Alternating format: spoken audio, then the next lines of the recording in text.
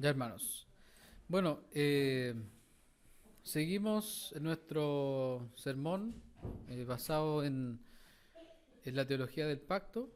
Hoy día vamos a adentrarnos a lo que es el pacto de gracia. Ya en la mañana estuvimos hablando de la familia del pacto, así que esto también está relacionado. Vamos a seguir profundizando. Y haciendo un breve resumen de lo que ya hemos visto los 3 domingos anteriores, tenemos esta tabla que nos muestra los dos pactos de los que hemos hablado. Eh, Tenemos ahí el pacto de obras, las partes Dios y Adán, representando al mundo entero. La condición de ese pacto era la obediencia personal y perfecta de Adán. La promesa era la vida eterna, la maldición, la muerte eterna, y el sacramento o la señal era el árbol de la vida. Respecto al pacto de redención, eh, si ustedes se dan cuenta, el pacto de redención no tiene ni maldición ni sacramentos. Esto se debe a que, aunque no existan esos dos elementos, también tenemos los otros tres elementos esenciales para que este sea un pacto, y además tenemos suficiente base bíblica para respaldar el pacto entre el Padre y el Hijo. De esa manera, la teología del pacto ha determinado los tres pactos principales, teniendo al pacto de redención como el pacto que plasma la historia de salvación desde la eternidad y hasta la eternidad. Y quiero repetir lo que dijimos el domingo anterior. Entender el pacto de obras y el pacto de redención nos tiene que llevar de vuelta a la cruz, de rodillas ante el Señor, porque en la mente de Dios el Cordero estaba destinado desde antes de la fundación del mundo. Cuando Abraham llevó a su hijo Isaac al monte Moriah, Abraham por la fe entendió que Dios iba a proveer el Cordero para el sacrificio. Este Cordero de Dios que obedece, que cumple con la condición del pacto eterno de Dios, ¿sabes para qué lo hizo? Para que todos los que creamos en Él no tengamos que pagar ningún precio, sino como Abraham, crean y sean justificados. Creamos y seamos sacudidos por la gracia irresistible del Padre y comencemos a andar en una relación de pacto con Dios. Y ese pacto del que hablaremos hoy es el pacto de gracia. Y aunque nos vamos a centrar en los versos de Juan capítulo 3 que hemos leído, debemos decir y afirmar categóricamente que el pacto de gracia recorre todas las escrituras. Porque como ya hemos dicho, la salvación siempre ha sido por obras, pero no las obras de nosotros, sino las obras de Cristo. Por ende, si la salvación es por lo que Jesús hizo y Dios nos da esa salvación, entonces es por gracia. Y cada pecador salvado en la historia es salvado por la fe en Jesús. Y con el fin de ayudarte a entender cómo el pacto de gracia se despliega en las Escrituras, leamos cómo Dios, después de la caída de Adán, le da la promesa del Evangelio. Acompáñame a Génesis capítulo 3, versos del 14 al 21.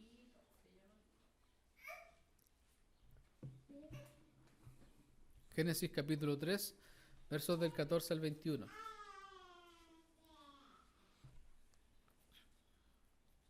Vamos a ir viendo una cronología del pacto de gracia.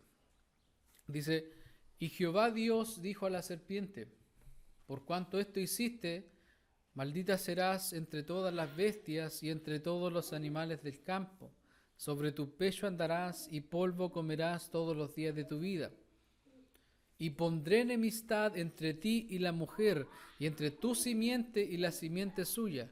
Esta te herirá en la cabeza, y tú le herirás en el calcañar. En este verso Dios está prometiendo a un redentor, a Cristo que lucharía contra el diablo y lo vencería. Esto es lo que conocemos como el primer evangelio. Desde aquel momento, la salvación de todos los que creen en Dios, después de la caída de Adán, es por fe en aquel redentor. Desde aquí Dios instituyó y Dios inició el pacto de gracia. El verso 16 dice, a la mujer dijo, multiplicaré en gran manera los dolores en tus preñeces. con dolor darás a luz los hijos, y tu deseo será para tu marido, y él se enseñoreará de ti.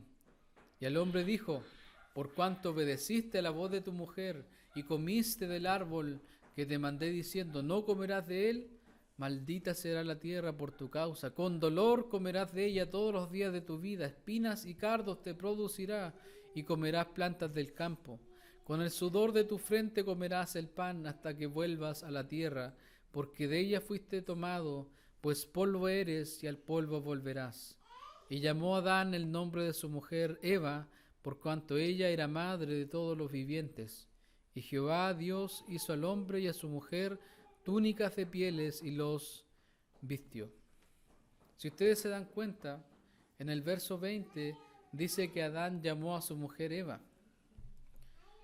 Juan Calvino dice que tan pronto como Adán escapó de la muerte y Dios prolongó la vida, entonces se llenó de consuelo y llamó a su mujer así. De alguna forma Adán creyó en la promesa de que de Eva vendría aquel Redentor que salvaría por gracia a los suyos. Y en el verso 21 vemos la gracia de Dios al vestir a Adán y Eva. Y aquí el Señor con esto profundiza la idea de que en alguien más habría redención. Dios rechazó las vestiduras que Adán y Eva habían hecho y les enseñó a ellos que era necesario el sacrificio de alguien más para cubrir el pecado. De esa forma Dios está abriendo las puertas a su gracia, llamando a los pecadores a venir por fe a Él, no aferrándose a sus esfuerzos, dejando todo atrás por seguir el camino de Dios. El Catecismo Mayor de Westminster, la pregunta 34, dice: ¿cómo fue administrado el pacto de gracia bajo el Antiguo Testamento? Y responde: el pacto de gracia fue administrado bajo el Antiguo Testamento por promesas, profecías, sacrificios, la circuncisión, la Pascua y otros tipos y ordenanzas, todas las cuales señalaban al Cristo que había de venir, y al mismo tiempo eran suficientes para edificar a los elegidos en la fe de un Mesías prometido, por quien tenían remisión de pecados y salvación eterna. En el Antiguo Testamento vemos la gracia de Dios en todos estos aspectos, porque con cada sacrificio se les recordaba al pueblo que nadie es salvo por sus obras, sino por las obras de alguien más. Y es así entonces como nos adentramos al pacto de gracia que estaremos viendo hoy y en varios sermones más. Y aquí entramos de lleno a nuestro sermón. Punto 1. Dios invita a entrar en su pacto de gracia. Y para explicar este punto, quiero centrarme en la primera frase del verso de Juan 3:16. ¿Qué dice la primera frase? Porque de tal manera amó Dios al mundo. Esa es la primera frase. Sin duda alguna es una frase que debemos comprender correctamente para evitar caer en ese pensamiento de que Dios ama a todos por igual y que todos somos hijos de Dios. Para eso me gustaría retroceder al libro de Génesis. Y en el capítulo 6 se nos dice que Dios estableció un pacto con Noé, en el cual su esposa, sus hijos y las esposas de sus hijos entraron en el arca y fueron librados de la destrucción que el Señor traería sobre la raza humana. Para muchos el Dios del Antiguo Testamento es distinto al del Nuevo Testamento. Sin embargo, creemos que el Dios del pacto es uno solo y en él no hay cambio y ni siquiera una sombra de variación. Cuando el diluvio termina y el arca se posa en el monte Ararat y Noé, su familia y los animales salen, nos damos cuenta que el pacto que Dios hizo con Noé es un pacto con toda la creación. Y acompáñenme a Génesis capítulo 8, versos del 20 al 22. Veamos cómo ese pacto que el Señor hace con Noé es un pacto con toda la creación. Y dice así: y edificó Noé un altar a Jehová, y tomó de todo animal limpio y de toda ave limpia, y ofreció holocausto en el altar. Y percibió Jehová olor grato, Y dijo Jehová en su corazón: no volveré más a maldecir la tierra por causa del hombre, porque el intento del corazón del hombre es malo desde su juventud. Ni volveré más a destruir todo ser viviente como he hecho. Mientras la tierra permanezca, no cesarán la sementera y la siega, el frío y el calor, el verano y el invierno, y el día y la noche.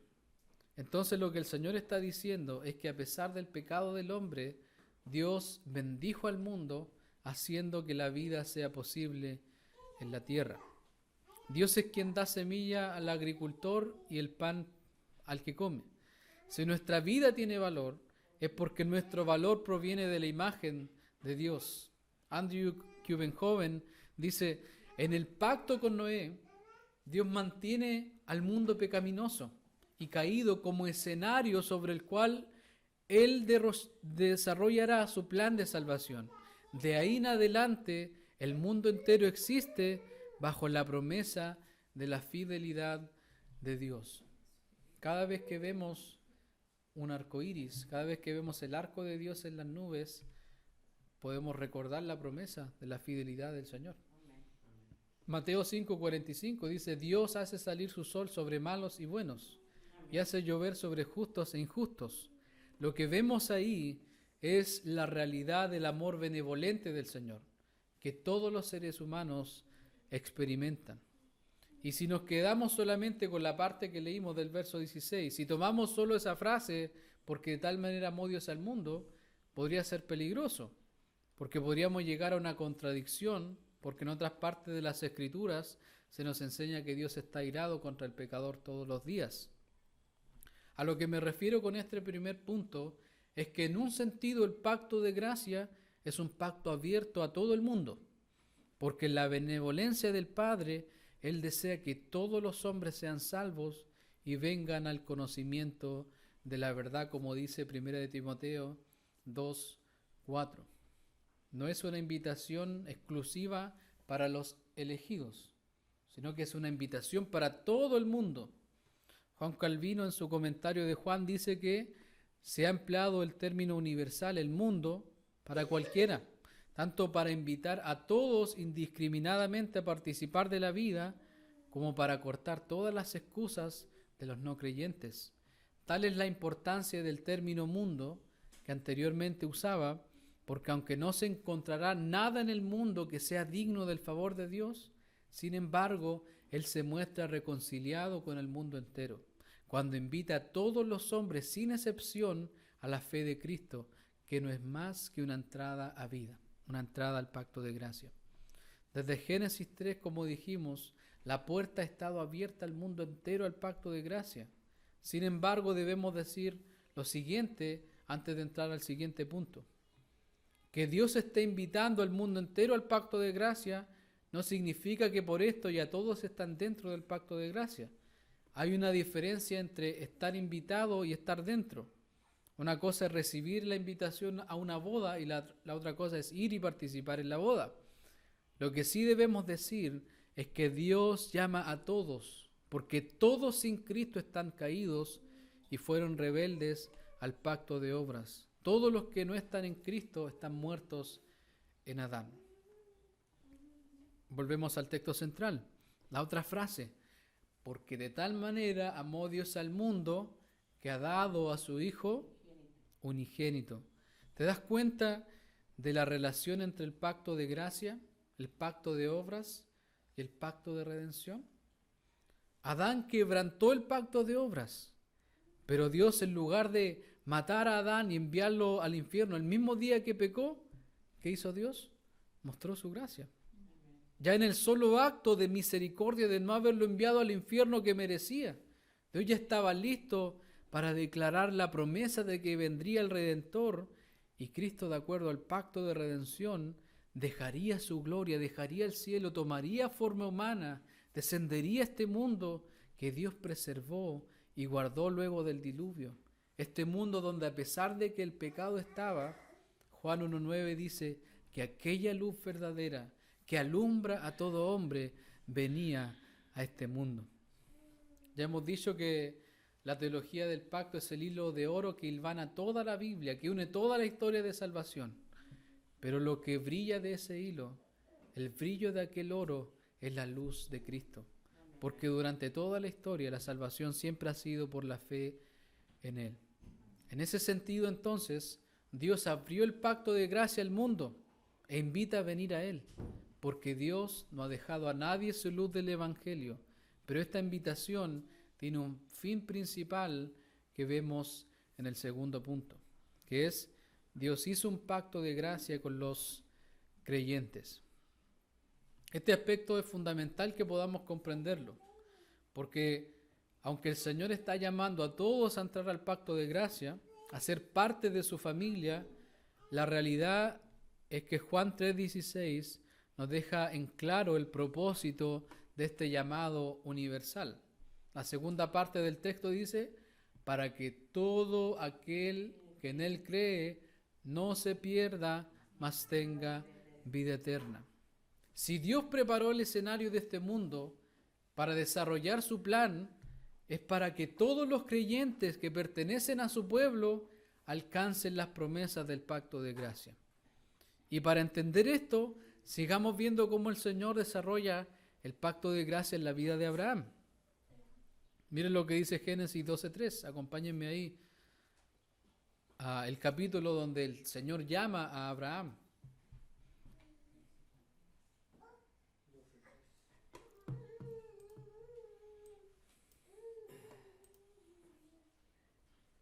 Génesis 12:3. ¿Alguien lo tiene? ¿Le puede dar lectura, hermano Alfredo? Bendeciré a los que te bendijeren, y a los que te maldijeren maldeciré, y serán benditas en ti todas las familias de la tierra. Amén. Si tomamos este texto y lo comparamos con Juan 3:16, vemos que todas las familias de la tierra serían benditas.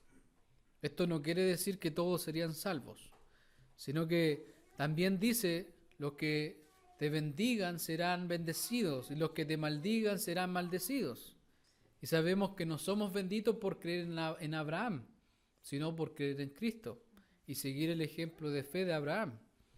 También cuando el plan del Señor avanza y llegamos a Génesis 17, vemos de forma clara el establecimiento del pacto de gracia. Acompáñenme a Génesis 17 de nuevo, porque todo lo que hemos visto hoy día está conectado.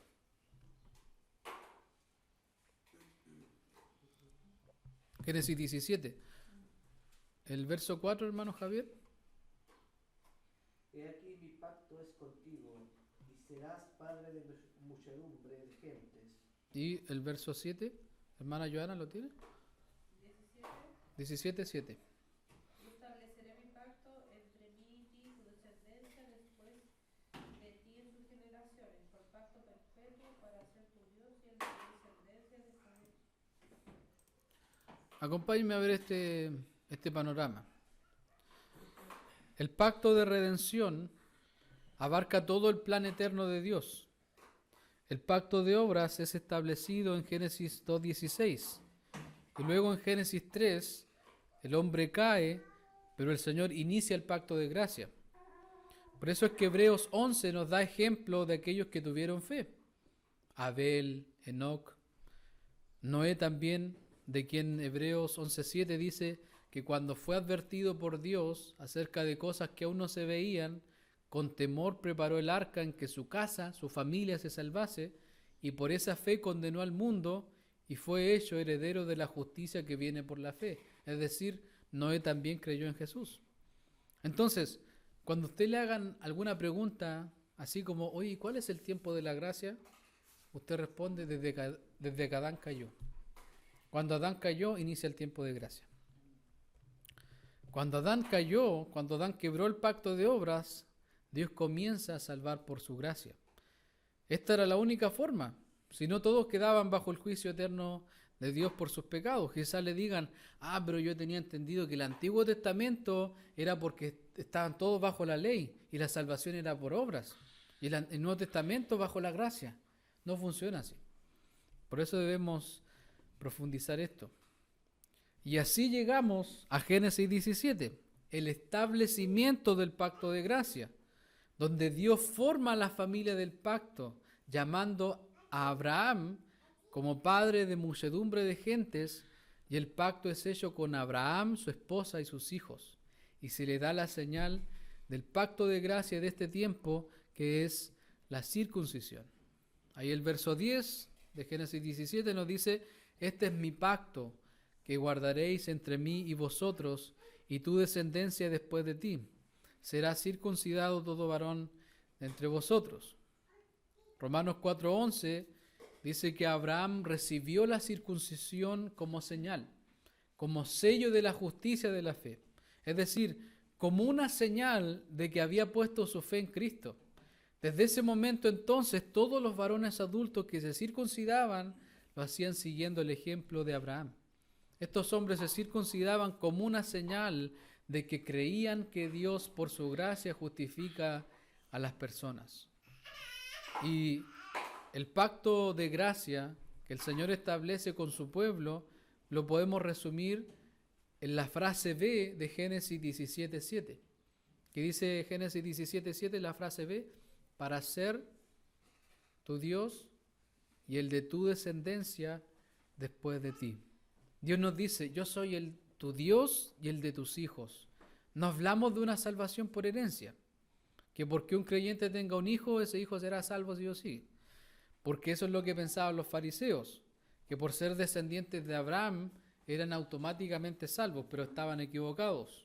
Por eso Pablo dice en Romanos 9:7, ni por ser descendientes de Abraham son todos hijos. Y déjame leer de nuevo la parte que estamos viendo de Juan 3:16, que nos decía: para que todo aquel que en él cree no se pierda, mas tenga vida eterna. Estamos completamente seguros que Abraham fue un verdadero creyente, y el rasgo de un verdadero creyente es que sigue las pisadas, sigue el ejemplo de la fe de Abraham. Veamos Juan 8:39, por favor, que alguien le pueda dar lectura. Juan 8:39. ¿Qué nos dice Juan 8:39? Respondieron y le dijeron: nuestro padre es Abraham. Jesús le dijo: si fueses hijo de Abraham, las obras de Abraham harías. Ahí estaban los fariseos discutiendo con Jesús. Entonces, el argumento de los fariseos era: nuestro padre es Abraham. Pero Jesús les dijo: si ustedes fueran realmente hijos de Abraham, como lo son todos los creyentes, las obras de Abraham haríais. A lo que voy con esto es que la fe verdadera tiene frutos verdaderos. Abraham dio frutos. Dios lo llevó a vivir una vida de obediencia. Eso hace el Señor con los verdaderos creyentes. Y es un proceso. Es el proceso de santificación. Si ustedes se dan cuenta, la vida de Abraham no es una vida perfecta, lo mismo que nosotros. No esperemos creer en el Señor y que al segundo día ya todo va a ser distinto. Hay un proceso que el Señor va trabajando con nosotros, y hasta el día de nuestra muerte ese proceso va a seguir. Pero eso es lo que el Señor hace con los verdaderos creyentes. Nos lleva a vivir una vida de obediencia. Porque en el pacto de gracia, aunque el llamado sea general, solo los escogidos podrán cumplir con la condición del pacto, que es la fe en Cristo. Juan 3:16 nos dice: porque de tal manera amó Dios al mundo que ha dado a su Hijo unigénito, para que todo el mundo crea, para que todo el mundo no se pierda, y para que todo el mundo tenga vida eterna. Sino que dice: para que todo aquel que en él crea no se pierda, mas tenga vida eterna. Por eso Calvino también dice: si bien la vida se promete universalmente a todos los que creen en Cristo, la fe no es común para todos. Porque Cristo se da a conocer y se presenta a la vista de todos, pero solo los elegidos son aquellos cuyos ojos Dios abre para que puedan buscarlo por fe. Solo aquellos con una fe auténtica como la de Abraham, que viene de Dios, de la gracia del Padre. Y esta gracia se manifiesta en que el Señor, para que nosotros creamos, tiene que darnos vida.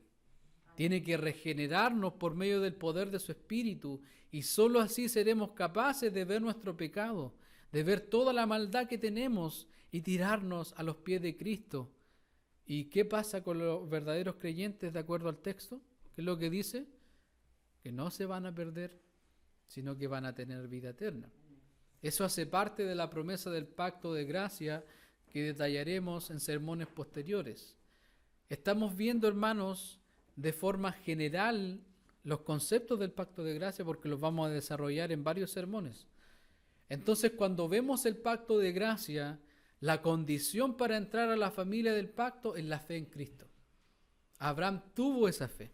Su esposa creyó también y estaban dentro del pacto de gracia. Y al tener fe ellos, también sus hijos fueron incluidos en la familia del pacto.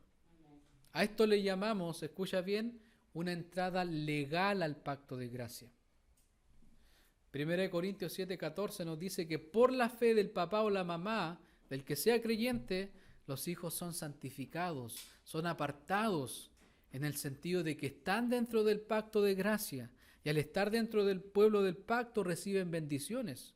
Pueden recibir la señal del pacto, como los niños en el Antiguo Testamento que recibían la circuncisión, pero ahora los niños reciben el bautismo. Y también se someten a las obligaciones del pacto sin necesidad de fe o incluso de ser salvos. Esto no es más que una muestra de gracia del Señor, porque así como Abraham, nosotros seguimos el ejemplo de su fe, que creyó en el Señor y dio el sacramento a su Hijo. Así también nosotros creemos en el Señor y damos el sacramento del bautismo a los niños, porque aunque no han sido regenerados y no son salvos, confiamos en el Señor, que como dijo Dios a Abraham y nos dice hoy a nosotros, y estableceré mi pacto entre mí y ti, y tu descendencia después de ti en sus generaciones, por pacto perpetuo para ser tu Dios, y el de tu descendencia después de ti. Dios en su pacto de gracia invita a todos los pecadores a que crean en Él, pero solo los escogidos son los verdaderos beneficiados con las bendiciones del pacto de gracia. Los papás creyentes pueden descansar en el Señor, que sus hijos están dentro del pacto de gracia, tienen bendiciones exclusivas y tenemos fe de que el Señor puede salvarlos en su tiempo. Amén. Quizás no lo veamos, pero confiamos en lo que el Señor puede hacer. Por eso debemos enseñarles diariamente el Evangelio y criarlos recordando el pacto del Señor. Amén. Y así también como dentro de la familia del pacto están los verdaderos creyentes con sus hijos, así también podemos identificar durante toda la historia de redención que también ha habido falsos creyentes, que tarde o temprano terminan saliendo, como dice Juan en sus cartas, salieron de nosotros porque no eran de nosotros. Y aquí debo preguntar, ¿cómo sabes si crees en Jesús? ¿Cómo sabes si realmente has hecho una confesión de fe real? Hay muchas personas que asisten regularmente a la iglesia, que han hecho una confesión de fe, han declarado a Jesús como su Señor y Salvador, es decir, han entrado en el pacto de gracia, pero que en realidad no son salvos. Este es un concepto clave, porque a muchos les escandaliza el hecho de escuchar que los niños están incluidos en la familia del pacto sin ser salvos. Pero la realidad es que dentro de esta familia hay muchos otros que han creído supuestamente en Jesús. Por eso es que la salvación no se basa en lo que vemos superficialmente, sino en lo que hay en el corazón que se revela por las actitudes y los pecados que van aflorando. En palabras simples, se puede estar dentro de la iglesia sin creer verdaderamente en el Señor. Es una realidad y déjame mostrarte algunos textos. Hebreos capítulo 6, versos del 4 al 6. ¿Qué nos dice la palabra del Señor? Hebreos capítulo 6, versos del 4 al 6. Dice, porque es imposible que los que una vez fueron iluminados y gustaron del don celestial y fueron hechos partícipes del Espíritu Santo y asimismo gustaron de la buena palabra de Dios y los poderes del siglo venidero y recayeron, sean otra vez renovados para arrepentimiento, crucificando de nuevo para sí mismos al Hijo de Dios y exponiéndole a vituperio. Algunos dicen, no, este texto habla de que la salvación se pierde. No tiene nada que ver con eso. Estas personas que han hecho una confesión de fe, se han bautizado quizás, han sido iluminadas y han gustado de algunas bendiciones de estar en el pacto de gracia. Ahí menciona, han sido hechos partícipes del Espíritu Santo, no lo tienen. Pero a la medida que están dentro del pacto de gracia, en la familia del pacto, pueden gustar de la palabra del Señor, de otros buenos regalos que el Señor da. Antes de que Cristo estableciera el bautismo como la señal del pacto, había muchos que tenían la circuncisión, pero no eran verdaderos creyentes. Por eso es que la palabra nos manda siempre a examinarnos.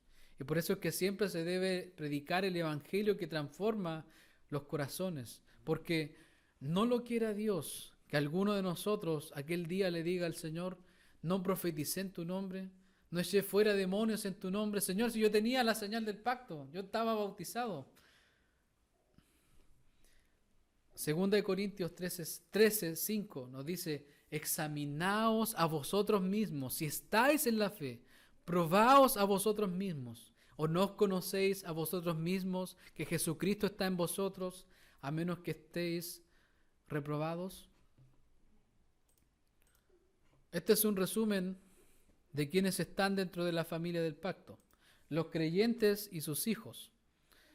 El Catecismo Mayor de Westminster dice que la iglesia visible es una sociedad formada para todos aquellos que en todos los tiempos y lugares del mundo han profesado o profesan la religión verdadera juntamente con sus hijos. Es decir, todos los creyentes, todos los que han confesado la fe en Jesús, han estado incluidos en la familia del pacto. Estudiar el pacto de gracia nos ayuda a armonizar todas estas verdades, dándonos a entender que nuestra entrada a la gran familia del pacto de gracia siempre comienza con un llamado. Quizás el Señor te llamó un día diciendo: porque de tal manera amó Dios al mundo, que ha dado a su Hijo unigénito, para que todo aquel que en Él cree no se pierda, mas tenga vida eterna. Amén. Quizá eso fue lo que te condujo a la familia de Dios. Y yo espero que nuestros hijos, cuando crezcan, reciban el llamado de la gracia irresistible del Señor. Que ojalá a su corta edad la fe y un amor ardiente por Cristo se conviertan en una realidad en sus corazones. Amén. También mi deseo es que aquellos que quizás han hecho una profesión de fe, pero que quizás dudan o en realidad no son salvos, que en algún momento se encuentren de verdad con el Dios de toda gracia y cambie por completo su realidad. Por ahora quiero que te lleves este concepto, un concepto que Gerardo Voss menciona: el pacto de gracia avanza en familias, se extiende de padres a hijos a generaciones distantes. Es así como el Señor obra. Mi abuelo creyó en Cristo y partió a la presencia del Señor y nunca vio a mi padre convertido. Mi abuela sí tiene el privilegio de ver a mi padre en los caminos de Dios, y no solo a él, sino que a nietos también que siguen a Cristo. Joven también dice: los hijos de nuestros hijos llegan a escuchar la palabra de Dios y el hilo de oro se sigue extendiendo a las generaciones futuras. He aquí el misterio. Hay algunos que se rebelan contra Dios y desertan del pacto, salen de la familia del pacto.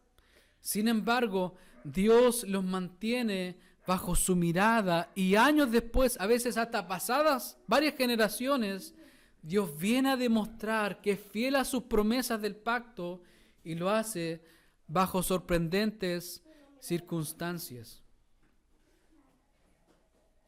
Esto lo voy a repetir, hermanos, por favor, pongamos atención, sentémonos.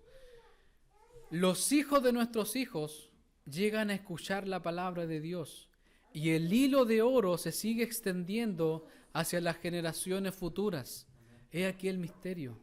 Hay algunos que se rebelan contra Dios y desertan del pacto, salen de la familia del pacto.